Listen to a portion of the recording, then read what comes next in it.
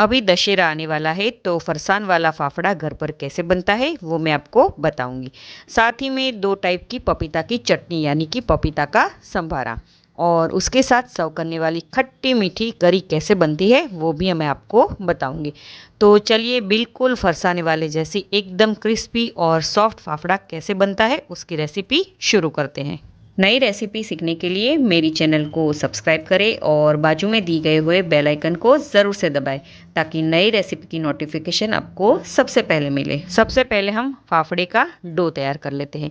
उसके लिए बाउल में 1 टीस्पून जितना पापड़ खार लेंगे, 1 टीस्पून जितनी हींग और 4 टेबलस्पून जितना पानी ऐड करेंगे। पानी डालने के बाद अच्छे से हींग और पापड़ खार को मिक्स कर लेते हैं। जब ये सारी चीज़ें अच्छे से मिक्स हो जाए तब हम उसे साइड पर रख देते हैं। अब हम फाफड़े का आटा गूंद लेते हैं। आटा गूंदने के लिए एक परात लेंगे, उसमें हम छन्नी रखकर 2 कप जितना हम चने का आटा डालते जाएंगे और अच्छी तरह से हम चने के आटे को छान लेते हैं।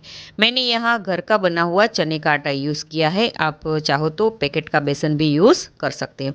और चने का आटा छानने का रीज़न ये है कि आटे में गुठलियाँ ना रहे। तो आप देख सकते हो कि चने का आटा मैंने अच्छे से छान लिया है। अब हम उसमें नमक स्वाद अनुसार ऐड करेंगे और साथ ही में 1 टीस्पून जितनी अजवाइन लेंगे और उसे हम हाथों की मदद से इस तरह से क्रश करके ऐड करेंगे। अजवाइन डालने से फाफड़ा डाइजेस्ट अच्छे से हो जाता है। अब उसमें हम 2 टेबलस्पून जितना तेल ऐड करेंगे।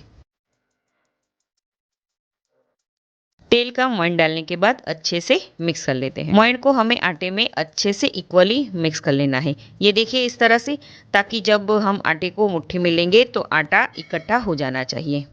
दैट मीन्स कि हमारा मोयन अच्छे से यानी कि परफेक्ट लगा है। हमने जो पापड़ खार और हींग वाला पानी रेडी किया है वो सारा हम इस आटे में ऐड कर देंगे और अच्छे से मिक्स कर लेते हैं।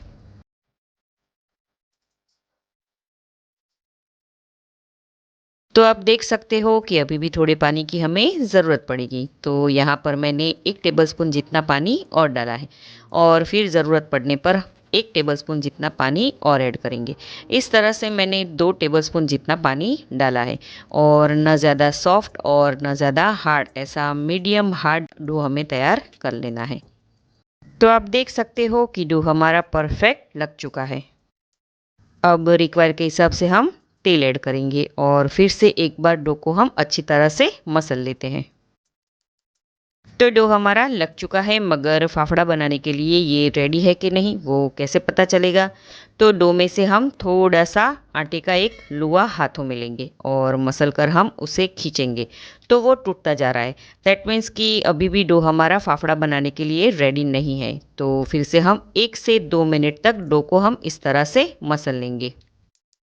अब फिर से हम थोड़ा सा आटे का लुआ लेंगे और इसे हम इस तरह से खींचेंगे तो ये टूटता नहीं है। दैट मीन्स कि हमारा डो एकदम परफेक्ट है फाफड़ा बनाने के लिए। अब डो को हम कवर करके साइड में रख देंगे। अब फाफड़ा बनाने के लिए मैंने यहाँ चॉपिंग बोर्ड लिया है। अगर आपके पास चॉपिंग बोर्ड नहीं है तो कोई बात नहीं, आप जिस पर रोटी बनाते हैं ना उस पर भी हम फाफड़ा बना सकते हैं।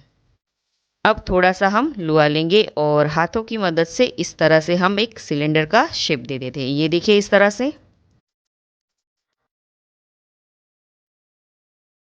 अब लुए को चॉपिंग बोर्ड पर इस तरह से हमें कोने पर रखना है और हाथ के इस हिस्से को यूज़ करके आपको फाफड़े को शेप करना है और एक ही स्ट्रोक में धीरे धीरे आगे लेके जाना है। बहुत ज़्यादा फास्ट तरीके से नहीं करना है, बिल्कुल स्लो तरीके से करना है।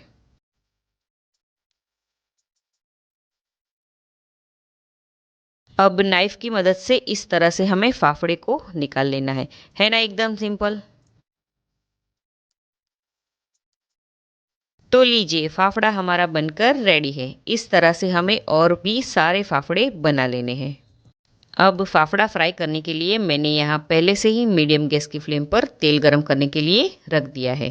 तेल गरम होते ही तेल में समाये उतने हमें फाफड़े ऐड करने हैं अगर फाफड़े बड़े बड़े बने हैं तो बीच में से उसे कट करके भी आप फ्राई कर सकते हो। अब गैस की फ्लेम को हम लो टू मीडियम पर रखकर फाफड़ा फ्राई कर लेते हैं। हाई फ्लेम पर फाफड़ा फ्राई नहीं करना है, वरना वो बाहर से जल जाएंगे और अंदर से कच्चे रह जाएंगे। तो आप देख सकते हो कि फाफड़ा हमारा फ्राई होकर रेडी है। अब चिमटे की मदद से हम इसे निकाल लेते हैं और फाफड़े को हम छन्नी पर या फिर टिश्यू पेपर में रखेंगे ताकि जो एक्स्ट्रा ऑयल है वो एब्जॉर्ब हो जाए। तो फाफड़ा हमारा बनकर रेडी है। अब उसके साथ सर्व करने वाला पपीता का चटनी या फिर पपीता का हम संभारा बना लेते हैं। उसके लिए मैंने यहाँ एक छोटी साइज का कच्चा पपीता लिया है, जिसके मैंने स्किन निकाल ली है और अच्छे से वॉश भी कर लिया है। अब पपीते को हम 2 पार्ट में कट कर लेते हैं।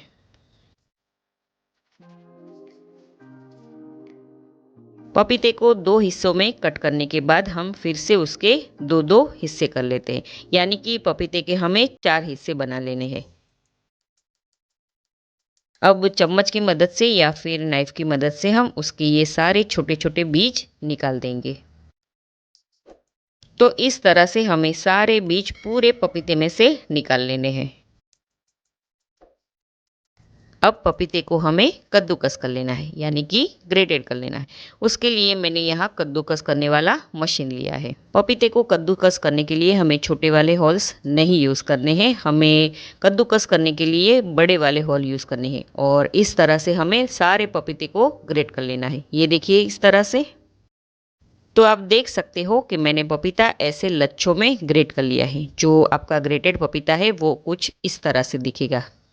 अब इस ग्रेटेड पपीते से हम 2 टाइप की चटनी, यानी कि 2 टाइप का हम संभारा बनेंगे। तो इसको हम साइड में रख लेते हैं और नेक्स्ट प्रोसेस में चलते हैं।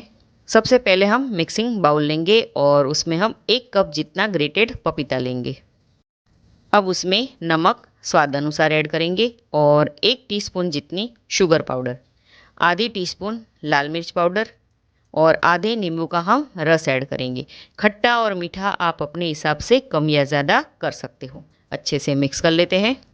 अगर आपको मीठा नहीं पसंद है तो आप चीनी को स्किप भी कर सकते हो। तो लीजिए, पपीते का चटपटा संभारा बनकर हमारा रेडी है। अब हम दूसरा संभारा बना लेते हैं, यानी कि दूसरी हम चटनी बना लेते हैं।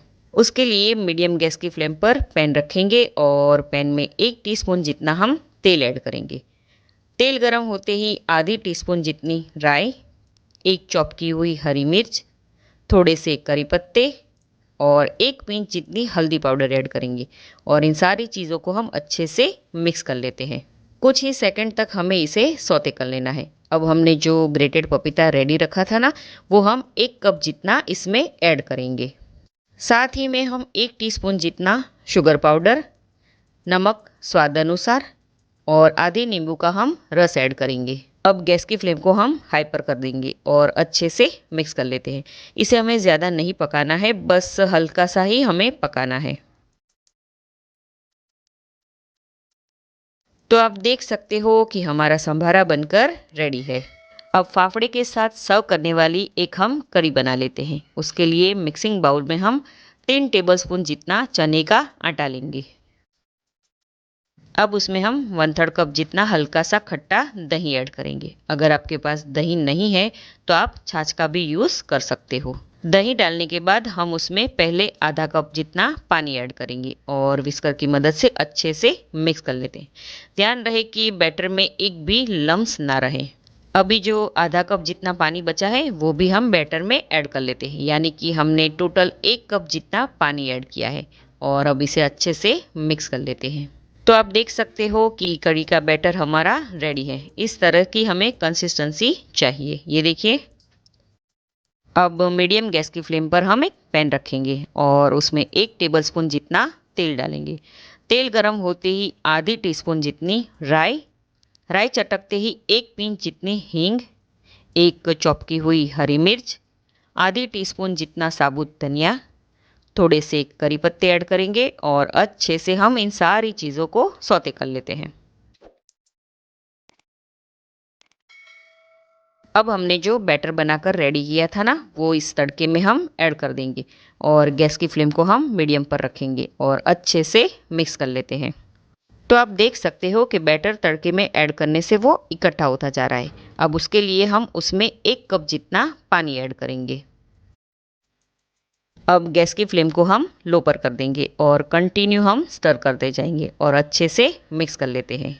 अब उसमें हम एक चुटकी जितनी हल्दी पाउडर, नमक स्वाद अनुसार और 1 टीस्पून जितनी चीनी ऐड करेंगे और अच्छे से मिक्स कर लेते हैं। करी को हमें 2 से 3 मिनट तक पकानी है। उसमें 1 से 2 उबाल आए तब तक हमें करी को पकाना है। ये देखिए, तो आप देख सकते हो कि करी हमारी बनकर रेडी है। अब हम गैस को कर लेते हैं बंद और फाफड़ा को हम सर्व कर लेते हैं। तो रेडी है हमारा फाफड़ा और उसके साथ सर्व करने वाली खट्टी मीठी करी, साथ ही में 2 टाइप के चटनी यानी कि संभारा और साथ ही में फ्राई की हुई हरी मिर्च। तो गर्मा गर्म फाफड़े हमारे रेडी है। तो आप इस त्योहार में या फिर सुबह के नाश्ते में गर्मा गर्म फाफड़े ज़रूर से बनाइएगा। तो देखते ही मुंह में पानी आ गया ना, बने हैं ना एकदम फरसाने वाले जैसे क्रिस्पी और सॉफ्ट फाफड़ा, और साथ ही में ये चटनियाँ बहुत ही टेस्टी बनी हैं। तो आप इस रेसिपी को एक बार ज़रूर से ट्राई कीजिएगा। अगर आपको मेरी आज की रेसिपी अच्छी लगी हो मुझे कमेंट सेक्शन में ज़रूर से बताना, और साथ ही में मेरी वीडियो को लाइक और फ्रेंड सर्कल में ज़रूर से शेयर करना, और मेरी चैनल को भूले बिना ज़रूर से सब्सक्राइब कर देना, और प्लीज़ मुझे इंस्टाग्राम पर और फेसबुक पर फॉलो करना। तो मिलते हैं अगले वीडियो में नई रेसिपी के साथ।